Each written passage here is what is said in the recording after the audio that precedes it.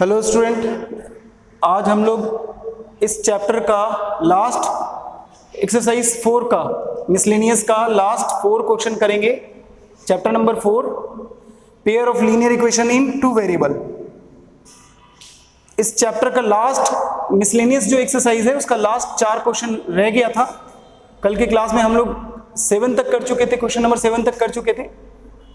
तो आज हम लोग 8 से लेकर के 11 तक करेंगे, ठीक है।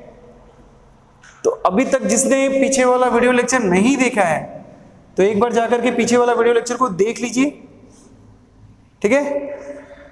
देखो क्या बोला क्वेश्चन नंबर 8 में। क्वेश्चन नंबर 8 के अंदर बोल रहा है कि शेड करना है। शेड यानी हिंदी में क्या बोलेंगे, छायांकित। शेड करना है यानी कि छाया अंकित करना है। छाया अंकित यानी कि जैसे कोई चीज होता है ना, सेट करते हैं ना इस तरह से, शेड वो उसी को बोलते हैं। कहीं पे बॉक्स को कलर करते हैं, शेड करना है, छायांकित करना है।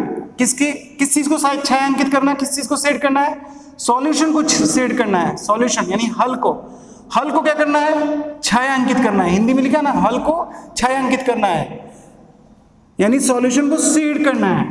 किसके सॉल्यूशन को, इस वाले इनइक्वालिटी के सॉल्यूशन को, असमीका, ठीक है। पिछले क्लास में मैंने बता दिया असमीका क्या होती है पीछे के वीडियो लेक्चर में। अगर नहीं देखा है जिसने पीछे का वीडियो लेक्चर तो एक बार जा करके देखो, ठीक है। तो हम लोग पीछे के क्लास में पढ़े थे कि इनइक्वालिटी क्या होता है। इनइक्वालिटी को हिंदी में क्या बोलते हैं, असमीका। असमीका मैंने कई बार बता दिया है कि जब इस तरह का साइन इक्वल टू वहां ना आकर के, अरे भाई इक्वल टू ना आकर के, ये इक्वल टू है, इक्वल टू ना नहीं आकर के, मतलब ये वाला साइन ना आकर के क्या आ जाए, इस तरह का साइन आ जाए, या फिर इस तरह का साइन आ जाए, या फिर इस तरह का साइन आ जाए, या ऐसा, इसको क्या बोलते हैं, लेस देन इक्वल टू। इसको क्या बोलेंगे, ग्रेटर देन इक्वल्स टू। और इसको क्या बोलेंगे, लेस देन, इसको ग्रेटर देन। तो इस तरह का जब साइन दिखने लगता है, इस तरह का साइन दिखता है तो जो वहां पे स्टेटमेंट होता है, मैथमेटिकल स्टेटमेंट, उस स्टेटमेंट को क्या बोलते हैं, इनइक्वालिटी। ये मैथमेटिकल स्टेटमेंट है, कैसा, लीनियर है। लीनियर क्यों है, लीनियर यानी हिंदी में रैखिक बोलेंगे। लीनियर को हिंदी में क्या बोलता है, रैखिक। तो लीनियर क्यों है, रैखिक क्यों है ये, क्योंकि वेरिएबल का हाईएस्ट पावर 1 है। तो वेरिएबल का यदि हाईएस्ट पावर 1 हुआ, वेरिएबल कौन है, एक्स वेरिएबल क्यों है, क्योंकि इसका वैल्यू चेंज होगा। जिस चीज का वैल्यू बदलता है ना वो वेरिएबल होता है। तो वेरिएबल का हाईएस्ट पावर 1 दिख रहा है ना। वेरिएबल को हिंदी में क्या बोलते हैं, चर। तो चर पद का जो घात है, अधिकतम घात क्या है, 1। तो उस तरह के स्टेटमेंट को रैखिक कहेंगे। क्या कहेंगे, रैखिक। इंग्लिश में क्या बोलेंगे, लीनियर। जब हाईएस्ट पावर वेरिएबल का 1 दिखे तो उसे लीनियर बोलते हैं। तो ये लीनियर इनइक्वालिटी है। असमीका क्यों है, इनइक्वालिटी क्यों है, क्योंकि ये सिंबल यूज हो रहा है, ये सारे सिंबल्स यूज हो रहे हैं। यहाँ पे देखो, इस तरह का सिंबल यूज हो रहा है ना, इस तरह का, इनमें से सिंबल यूज हो रहा है, तो ये इनइक्वालिटी है। तो ये लीनियर इनइक्वालिटी है। और इससे हम क्या निकालेंगे, सॉल्यूशन, हल। और जो हल आएगा वो कहां पे शेड होगा, वो किस चीज, मतलब किस जगह छायांकित करेगा, वो चीज हमने देखना है। तब हल कैसे निकालेंगे, इस तरह के क्वेश्चन का हल कैसे करेंगे, सॉल्यूशन कैसे करेंगे, तो देखो कैसे करेंगे। इस तरह के क्वेश्चन को सॉल्व करने के लिए मैंने बताया है पीछे के वीडियो लेक्चर में कि अगर आपके पास इस तरह से हो, हाँ एक और चीज सुन लो पहले, इसको मॉडुलस का साइन बोलते हैं, बताया था। मॉडुलस का साइन होगा तो 2 समीकरण बन के आएगा यहाँ पे, 2 इक्वेशन। हिंदी में समीकरण बोलते हैं इक्वेशन को। तो यहाँ पे 2 इक्वेशन बनेगी। देखो कौन कौन सा इक्वेशन बनेगा, x less than equal to 3, जैसा है वैसा। देखो x था ना, x लेस देन था ना, लेस देन इक्वल टू, और 3। समझ में आई बात। और दूसरा x greater than equal to minus का 3। देखो ये उल्टा हो गया, ये उल्टा हो गया, तो ये भी उल्टा हो गया, 3 का भी उल्टा हो गया, -3। यहां तक क्लियर है, ठीक। अब इससे हम लोग क्या बनाएंगे, इक्वेशन, यानी कि समीकरण। ये क्या है, असमीका। असमीका को किस में बदलेंगे, समीकरण में, ठीक है। क्या है ये क्या है, इंग्लिश में क्या बोलेंगे, इनइक्वालिटी। और उसको किस में लेके जाएंगे, इक्वेशन के अंदर। इक्वेशन में लेके जाएंगे तो x इक्वल्स टू 3 और यहाँ x इक्वल्स टू -3। बात समझ में आ गई होगी। अब देखो ये फर्स्ट हो गया, ये सेकेंड हो गया, ठीक। ये फर्स्ट इक्वेशन हो गया पहला समीकरण, ये दूसरा इक्वेशन हो गया दूसरा समीकरण। अब इन्हें ग्राफ पे प्लॉट कर देना है, प्लॉट मतलब बना देना, ग्राफ पे रख देना है। जो बिंदु हमें मिल रहा है ना, पॉइंट, कोऑर्डिनेट, निर्देशांक, कोऑर्डिनेट को हिंदी में क्या बोलते हैं, निर्देशांक। तो जो ये पॉइंट हमें मिला है इन्हें हम लोग कोऑर्डिनेट बोलते हैं, यानी निर्देशांक बोलते हैं। इन्हें हम लोग प्लॉट कर देंगे किसके ऊपर, ग्राफ पेपर के ऊपर। तो ये रहा ग्राफ, ठीक है। ग्राफ पेपर एग्जाम में दिया जाएगा। ऐसे क्या करना है, वहां पे एक्स डैश, एक्स एक्सिस बनाना है, वाई और वाई डैश, और ये ऑरिजिन यहाँ पे हो जाएगा 1 2 3। आगे जाना तो जाओ, वैसे तो 3 तक ही बनाना है, ठीक है ना। इधर हो जाएगा माइनस का 1, -2, -3, -4, ठीक है। इधर 1 2 3, -1 -2 -3। तो देखो 3 x = 3 कौन सा होगा, ये वाला होगा पॉइंट, अरे ये वाला पॉइंट होगा ना। x = 3 ये वाला पॉइंट होगा, और x = -3 ये वाला पॉइंट होगा। x का वैल्यू 3 x एक्सिस पे, x का वैल्यू -3 x एक्सिस पे। अब हमें क्या करना है, इस पे एक लाइन ड्रॉ कर देनी है, बस खत्म। इस पे भी हमें क्या करना है, एक लाइन खींच देनी है।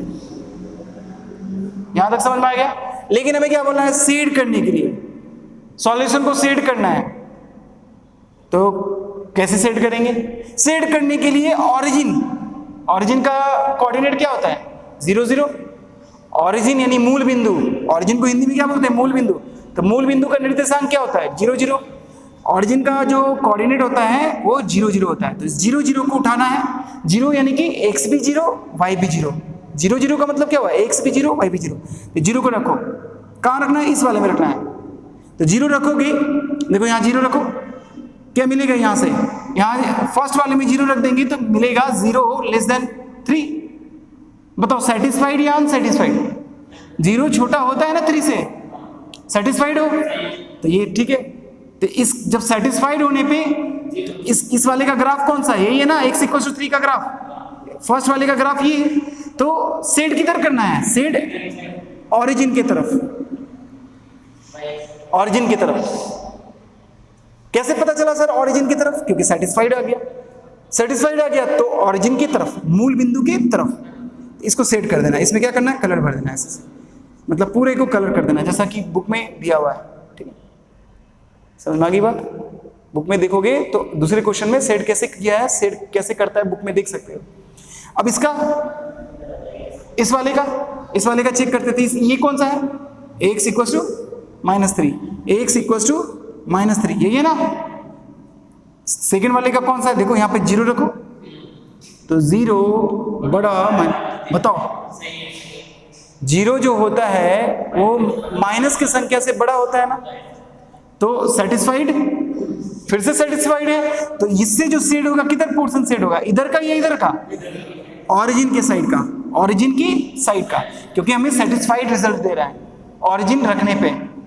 और अगर ऑरिजिन रखे, ऑरिजिन ही तो रखे, ऑरिजिन रखे ना, 0 0 क्या होता है, ऑरिजिन। तो ऑरिजिन रख रहे हैं, और ऑरिजिन रखने पे अगर अनसेटिस्फाइड रिजल्ट है तो ऑरिजिन से दूर शेड कर दो। अब ये वाला शेड हो जाएगा, ये वाला पोर्शन शेड हो जाएगा, ठीक है। बात समझ में आ गई, ठीक है। अब हम लोग क्वेश्चन नंबर 9 करेंगे। 9 में देखो यहाँ पे क्या था, 1 वेरिएबल था, एक ही वेरिएबल था ना, एक चर वाला था ना। अरे एक चर वाला रैखिक समीकरण था, यहाँ देखो 2 चर वाला आ गया, यानी 2 वेरिएबल आ गया। तो इसको क्या पढ़ेंगे, 2 वेरिएबल का इनइक्वालिटी, मतलब बोलेंगे inequality of 2 variable, inequality of 2 variable. Hindi में क्या बोलेंगे, असमीका, 2 चर वाला असमीका, 2 चर वाला असमीका। इंग्लिश में बोलेंगे इनइक्वालिटी इन 2 वेरिएबल्स या इनइक्वालिटी ऑफ 2 वेरिएबल्स, ठीक है। इसको भी हम लोग इसी तरह से करेंगे, ठीक है। तो पहले इसको पॉज करके इसको नोट करो। क्वेश्चन नंबर 9 में जो हमारे पास क्वेश्चन है, इसमें वापस क्या है, इनइक्वालिटी है। देखो ये सिंबल है ना, और अभी मैंने बता दिया ना, जस्ट बताया ना कि ये जो सिंबल जहां दिख गया, जिस स्टेटमेंट में दिख गया, मैथ, ये मैथ का स्टेटमेंट है, ये मैथ का एक स्टेटमेंट है। और कैसा स्टेटमेंट है, स्टेटमेंट को हिंदी में क्या बोलते हैं? कथन। तो ये कैसा कथन है? रैखिक, लीनियर। इंग्लिश में क्या बोलेंगे? लीनियर। क्यों? देखो रैखिक क्यों है? क्योंकि x का पावर 1 है, y का पावर 1 है। बात समझ में आ गई? ठीक है, तो ये लीनियर स्टेटमेंट है। और ये इनइक्वालिटी क्यों है? इनइक्वालिटी यानी असमीका। असमीका क्यों है? क्योंकि ये जो साइन यूज हो रहा है ना, ये वाला साइन, ये कहाँ यूज होता है? कौन से स्टेटमेंट में ये साइन यूज होता है? जब वो स्टेटमेंट इनइक्वालिटी का हो, असमीका का हो। और अगर मान लो यहाँ इनइक्वालिटी ना होकर के इक्वेशन होता, यानी समीकरण होता, तब यहाँ पे क्या होता? बराबर का चिन्ह होता। समीकरण आने पे बराबर, इक्वेशन आने पे बराबर, इक्वेशन यहाँ लिखा हुआ होता तो। बात समझ में? चलो तो इस क्वेश्चन को करते हैं। फिर ये भी वैसे ही बनेगा जैसे कि ये वाला बना था 8, बस यहाँ पे 2 इक्वेशन आ चुका है। देखो 2x + 2y, ये है ना, ठीक। इससे हम लोग क्या करेंगे? सबसे पहले इसको हम लोग ग्राफ पे सॉल्व करने के लिए क्या करते हैं? किसमें कन्वर्ट करते हैं? इनइक्वालिटी को कन्वर्ट कर देते हैं इक्वेशन में। इसको ग्राफ है में बनाना है, इसको ग्राफिकली सॉल्व करना है। तो कैसे सॉल्व करेंगे? इनइक्वालिटी को बदल देंगे किसमें? इक्वेशन में। तो 2x + 2y = 3। लेकिन ध्यान रखना, जब इक्वेशन में बदलोगे तो नंबर नहीं चेंज होगा। देखो 2x 2y + 3 क्या चेंज होगा? ये साइन चेंज होगा इक्वेशन में बनाने के लिए। ये जो चीज है, ये ऊपर वाला, ये क्या है? इसको कहेंगे इनइक्वालिटी। ठीक है, इनइक्वालिटी इन 2 वेरिएबल्स। समझना इस चीज को, ठीक है? इनइक्वालिटी इन 2 वेरिएबल्स, इसको क्या बोलेंगे? इक्वेशन बोलेंगे। इसको क्या बोलेंगे? Equation in 2 variables. हिंदी में बोलोगे असमीका, 2 चर में, 2 चर वाले असमीका। और ये 2 चर वाले, ये 2 हिंदी में इसको क्या बोलेंगे? 2 चर वाले समीकरण। इंग्लिश में equation in 2 variable, inequality in 2 variable. समझ में आई? अब देखो इसके बाद, खैर इसको मैं मिटा दे रहा हूं, ठीक है। तो जब भी ग्राफ बनाना है, ग्राफिकली जब भी सॉल्व करना है, किसको? इनइक्वालिटी को। ग्राफिकली मतलब आलेख विधि से हल निकालना है असमीका को, यानी कि इनइक्वालिटी का यदि सॉल्यूशन निकालना है ग्राफिकली, तो इनइक्वालिटी को किस में बदल देंगे? इक्वेशन में। किस में बदल देंगे? इक्वेशन, यानी कि समीकरण में। असमीका को समीकरण में बदल देंगे। बात समझ में आई? अब देखो कैसे करेंगे। तो यहाँ पर टेबल बनाएंगे, ठीक है।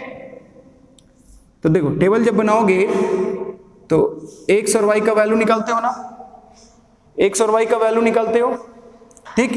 तो देखो x का वैल्यू यहाँ पे क्या लेंगे? x का वैल्यू 0 ले लेंगे।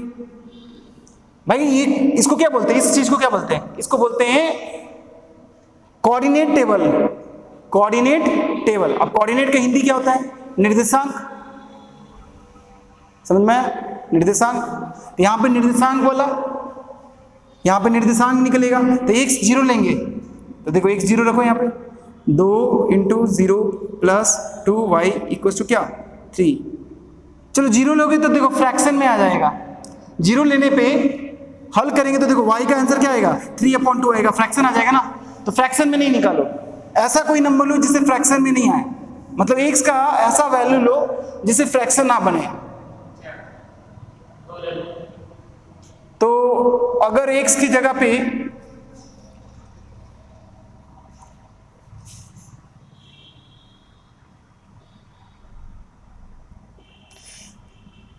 x की जगह पे क्या लें कि फ्रैक्शन में नहीं बनना चाहिए, ठीक है। क्वेश्चन में थोड़ा सा मिस्टेक हो गया, यहाँ पे 3 है ना, 3 होगा।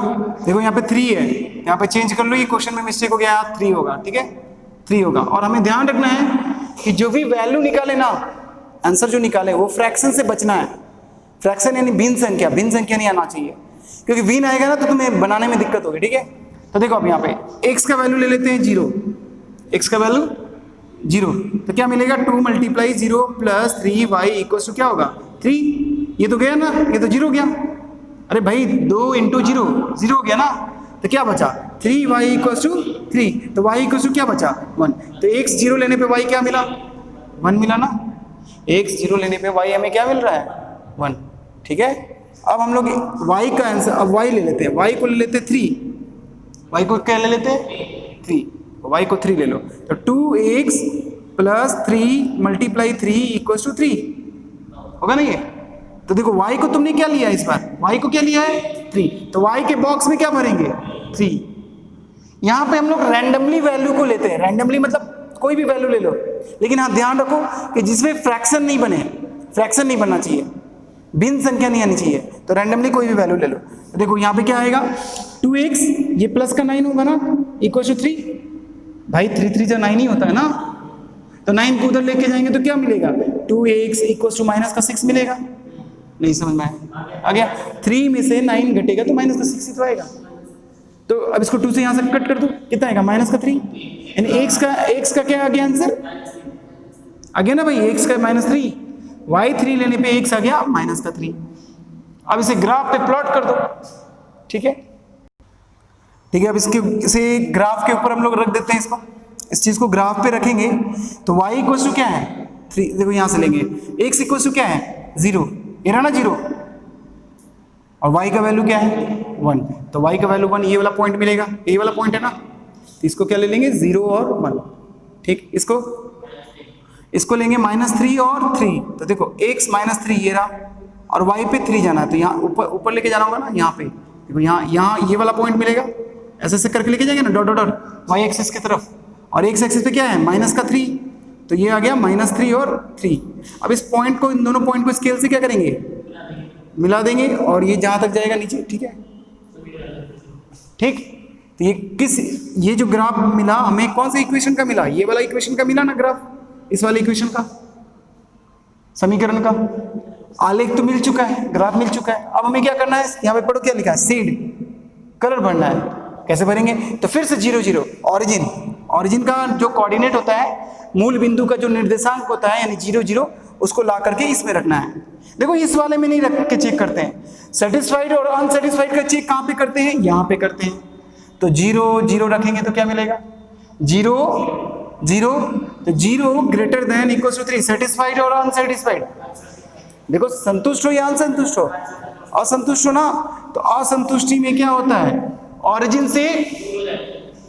से दूर मतलब ऊपर। भाई देखो ये ऊपर क्यों गया, क्योंकि रिजल्ट जो 0 रखने पे कोऑर्डिनेट, ऑरिजिन रखने पे, इसमें ऑरिजिन रखे डाले तो हमें जो रिजल्ट मिला वो असंतुष्ट रिजल्ट मिला। तो जो शेड करेंगे कहाँ करेंगे भाई, ऑरिजिन से दूर करेंगे ना, तो ऊपर की तरफ करेंगे। इसको भर दो कलर इसमें, समझ में आ गया। अब हम लोग क्वेश्चन नंबर 10 देखते हैं।